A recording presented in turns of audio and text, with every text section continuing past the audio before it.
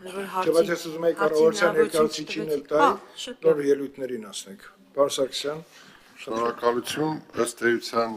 պատգամավոր Հայկ Սարգսյանի կողմից շատ հանգամանալից ներկայացվեց, նաև առաջին ընթերցման ժամանակ է ներկայացվել թե վիճակագրություն եւ թե ինչ կանխատեսումներ ունեն,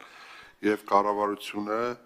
չի առարկում օրենքի ընդունմանը, նաև նշեմ, որ առաջարկություններ կառավարությունը փոփոխության իմաստով որևէ չի ներկայացրել երկրորդ ընթերցման համար, այս տեսքով ընդունվելու նկատառումները մեզ համար որևէ խոչընդոտ չեն ներկայացնում,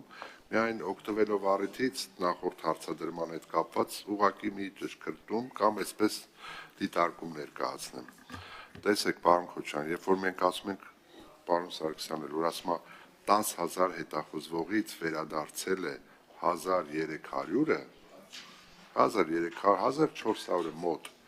Մենք այստեղ չենք նշում, իրականում 10,000-ից են եկել, բայց 10,000-ից ես գիտեի մոտ 5,000, բայց պարոն Սարգսյանն ասեց 4,000։ Դա մինչև 27 տարին լրացածներն են, այսինքն մենք պետք է ընկալենք, որ 6,000-ից կամ 5,000-ից են եկել 1,300-ը։ Այսինքն, եթե մենք հաշվելու ենք, թե քանի տոկոսն է վերադարձել, համաներման արդյունավետության գնահատականը պետք է տալ այս տրամաբանությամբ, որտեղ 27 տարի լրացած, մինչև 27 տարի լրացած անձանց գալու պարագայում այս պահին էլ գործող օրենսդրությունը առանց համաներման խնդիր չի ստեղծում, այսինքն վերադառնալու պահին քրեական գործը կարճվում է եւ ինքը զորակոչի ենթակա է։ Ես գիտեի մոտ 5,000, պարոն Սարգսյանն ասեց 4,000։ Ամեն դեպքում դուք, եթե պարոն Սարգսյանի թվերը թարմ են, ընկալում ենք, որ մենք ունենք 6,000-անոց ռեսուրս եւ 6,000-ից է 1,300-ը եկել, այսինքն մոտ 30%, որը ըստ ինձ վատ ցուցանիշ չէ։ Շնորհակալություն, պարոն Սարգսյան։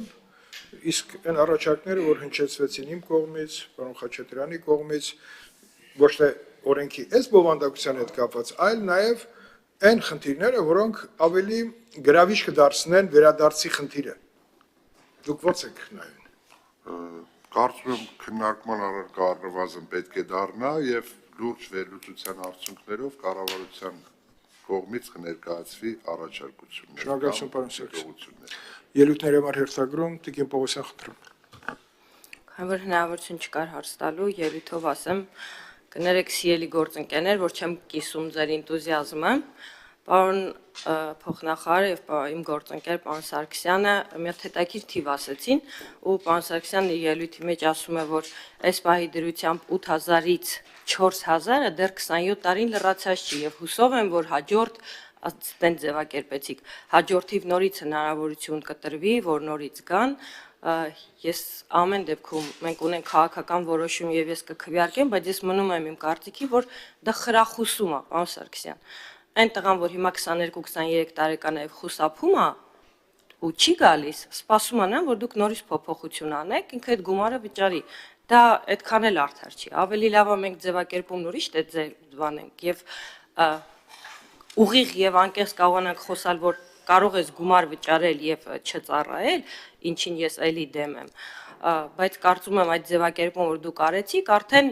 միտք է տալիս, որ 22, 23, 24 տարեկան տղաները կարող էլի մնան, չգիտեմ, ուրիշ երկրում, սպասեն մինչև փոփոխություն են։ Հաջորդ խորհրդարանում ես չեմ լինի, բայց հուսով եմ, որ այդ փոփոխությունը նորից չի արվի, անկախ նրանից հիմա ինչ ձևակերպմամբ մենք հնարավորություն տվեցինք ծառայությունից խուսափած մարդկանց վճարել եւ չծառայել եւ վերադառնալ, հուսով եմ այդ տենդենսը չի շարունակվի, որովհետեւ դա միայն խրախուսելու է, որ մարդն ասի, ոչ մի քիչ կմնա, մի 4 տարի էլ կմնա, մի հատ էլ նորից փոփոխություն կանեն, ես նորից կխուսափեմ։ Դա իմ անձնական կարծիքն է, ես կարծում եմ, որ դա միայն խրախուսում է դասալքությանը եւ չծառայելուն։ Եվ դա արդար չէ բոլոր այն տղաների հանդեպ, ովքեր պարտաճանաչ գնում են ծառայության եւ հետո իրենց կյանքը կառուցում են։ Ես չեմ կարծում, որ այդ 8,000 հոգին, որոնք դրսում են, փայլուն մտքեր են,